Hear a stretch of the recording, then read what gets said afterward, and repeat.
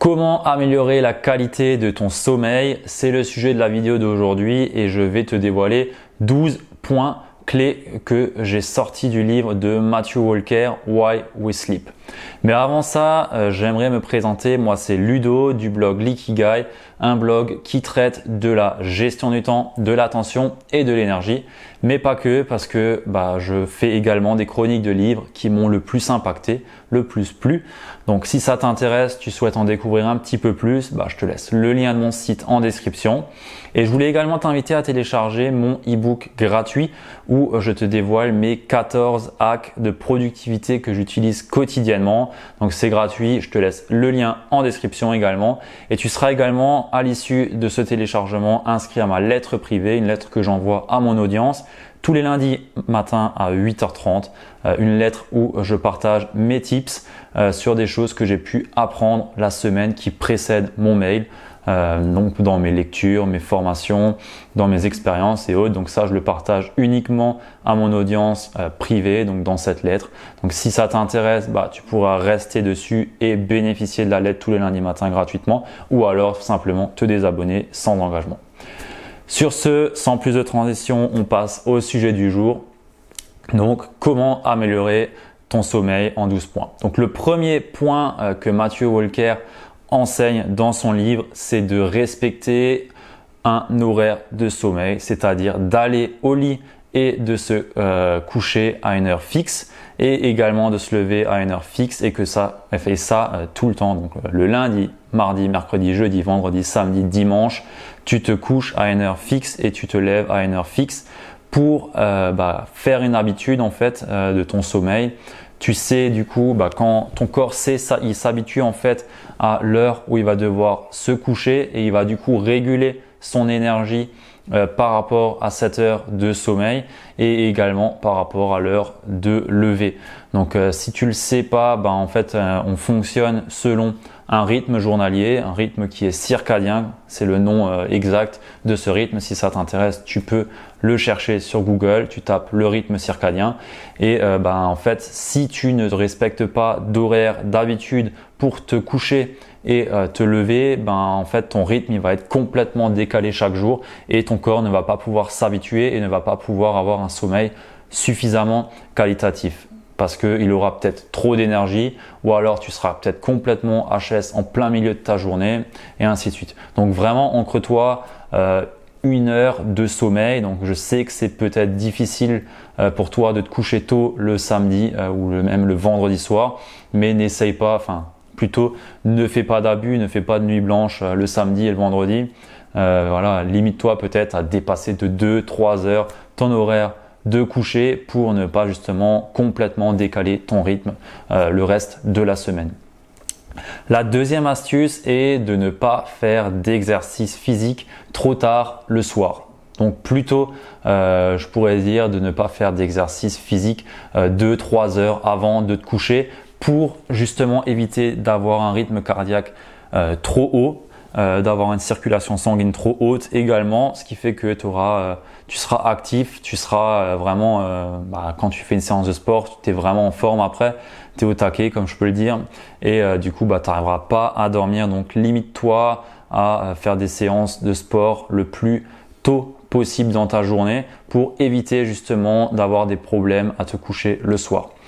L'astuce numéro 3 est d'éviter la caféine et la cigarette le soir. Donc ça peut paraître évident, mais je voulais juste te dire aussi pourquoi est-ce que c'est important. Principalement parce que la caféine en fin de compte ne va pas te booster, elle va simplement cacher à ton cerveau que tu as envie de dormir et du coup tu seras fatigué intérieurement, tu seras vraiment claqué, mais ton cerveau ne le saura pas et donc ne va pas pouvoir enclencher le mode sommeil et tu vas donc rester éveillé le soir dans ton lit tout simplement alors que tu es fatigué, mais ton cerveau pour lui c'est pas le moment de dormir donc il ne dormira pas. Donc évite de prendre du café. Je pense il donne pas d'heure forcément dans le livre, mais moi je sais que j'en prends plus après les 15h30, 16h grand maximum parce que l'effet de la caféine et sur une durée de 8 heures de mémoire. J'ai pas pris de note là-dessus, je m'en excuse, mais de mémoire, c'est 8 heures que l'effet de la caféine est effectif dans son corps.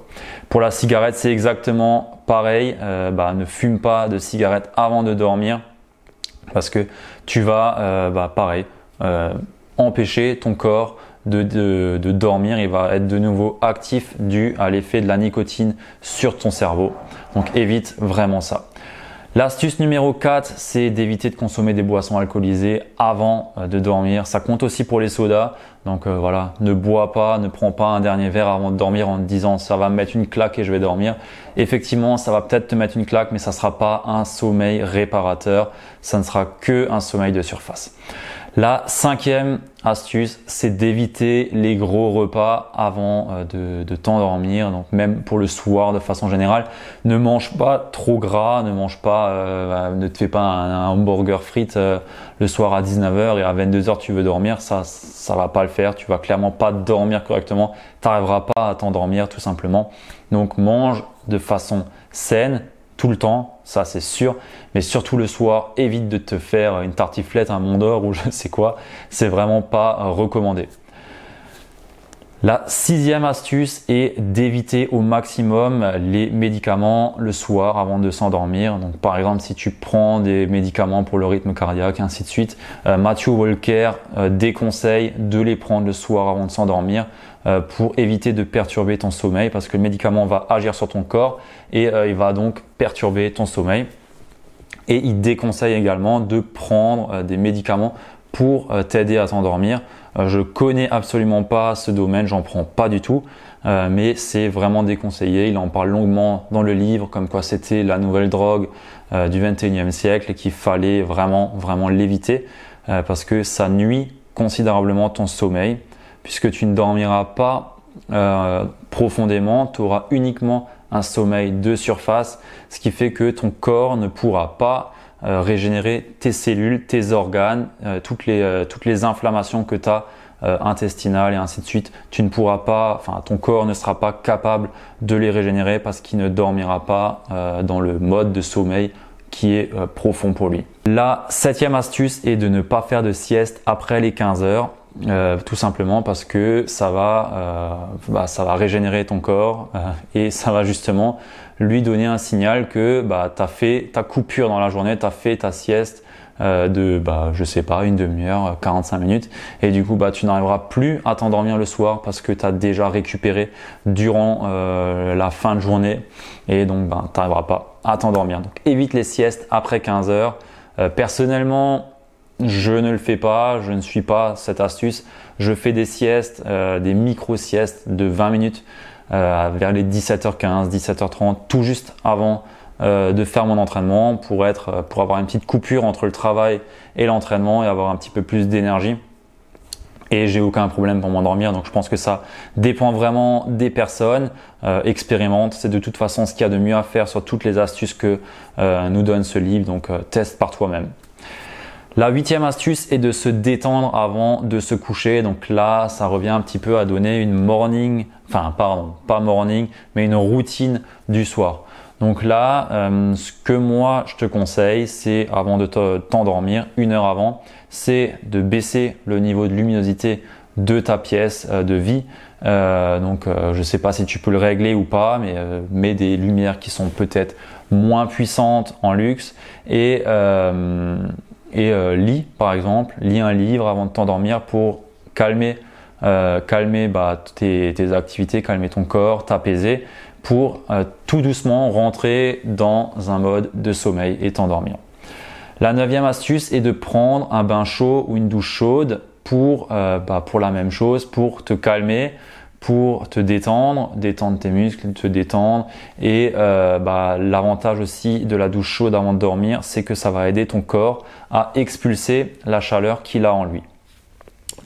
La 10e astuce est de dormir dans une pièce sombre, complètement sombre, pas de lumière qui te distrait et également d'avoir une pièce qui est suffisamment fraîche pour t'endormir.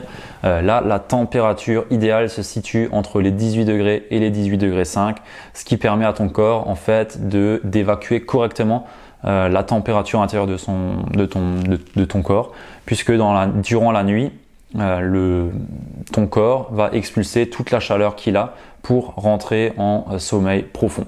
Donc c'est vraiment important, ne mets pas le chauffage à 22 degrés, 23 degrés dans ta pièce où tu dors parce que tu n'arriveras pas à dormir correctement. La 11e astuce est de s'exposer correctement à la lumière du soleil. Donc là, c'est principalement pour te réveiller. Si tu as la possibilité de mettre ton lit proche d'une fenêtre où le soleil va venir rayonner le matin pour te réveiller, c'est parfait. Et si c'est pas le cas, moi ce que je te conseille, c'est d'acheter un réveil de l'aube qui va simplement simuler le lever du soleil progressivement. Donc progressivement, tu as une lumière qui va s'intensifier pour faire comme si le soleil se levait à côté de toi et ça va tout simplement te réveiller.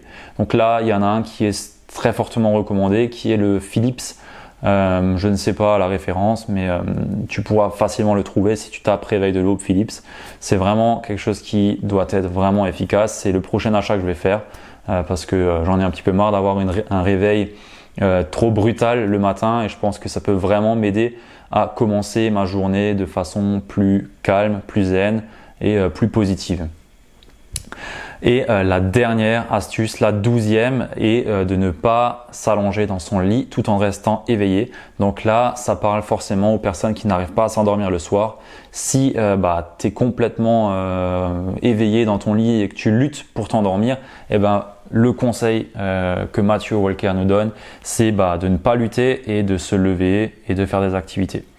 Pas faire un foot ou faire du sport, hein, ça c'est clair, mais fais peut-être 15-20 minutes de lecture pour t'apaiser, prends peut-être une douche chaude, écoute de la musique calme pour te détendre et autres, mais ne reste pas éveillé à compter les moutons dans ton lit, c'est vraiment pas conseillé. Donc voilà les 12 astuces que j'ai pu tirer du livre de Matthew Walker, Why We Sleep. Donc j'espère qu'il y a quelques astuces là-dedans qui te seront utiles pour améliorer ton sommeil. C'est vraiment le but de cette vidéo, t'apporter un maximum de valeur.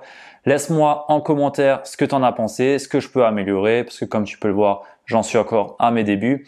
Et dis-moi également si tu as des astuces que tu utilises pour améliorer ton sommeil, ta qualité de sommeil. Laisse-les-moi également en astuces, je me ferai vraiment un plaisir de lire ça et de l'essayer si ça peut me servir aussi. Je te souhaite une très bonne journée et je te dis à la prochaine. Ciao!